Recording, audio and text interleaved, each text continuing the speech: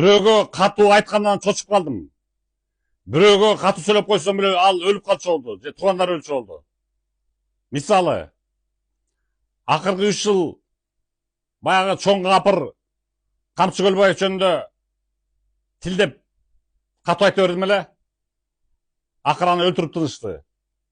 Далилдери интернетте жайнап турат. Акыркы 3 жыл ага каршы сүйлөгөн. Баары оозун ачып коркуп отурган анан. Коркуп ооз салып отурган менин жаңы сүйлөгөм Кыргызстандан. Муну эч ким тана албайсыңар.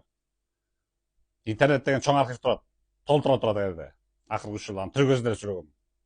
Акыры аны өлтүрүп тынышты. Андан кийинки чоң капыр мушрик Арслан Алай тирүү кезинде айтчымын. Бул эмне? Өзүн кудаймын деп чоң ширк келтирип атат. Биликпейм, буга эмне унчукпайт? Камабайбы? Деп 2 жол сөйлөдүм эле видеодон былтыр. Камап салышты эле ал асын өлдү ошол жактан.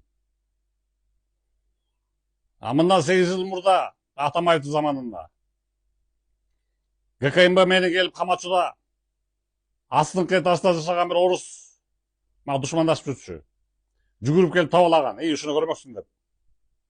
Орус бир. Кетип баратып аны акыры өлөсүң, сени Аллах өлтүрсүн деп кеткен. ГКМ сотрудниктери калп айтырбайт. Кийин жарым жыл отуруп ГКМда чыгып келсем уже өлүп калыптыр. Оор эле өлүп калыптыр. Мына уже 3 киши өлдү. Мен тилин тийип. Ал эми жакын арада чукуларда деле болсо 15 күн мурда даже могу ТикТокто видеомду көрүп койгула. 130 миң киши көрүптүр просмотр. Ошондон билесиңер ким жөнүндө сөз болуп атканын. Бир блогер кыз, атактуу эле блогер кыз. Мага тиеши өзүнүн сайылды эле. Тийишпегиң деп ага катуу сүйлөп койгом. Андан көп узабай эле бир тууган агасын өлтүрүп кетиштир. Азыр кара жамынып, кан жутуп, ыйлап отурат.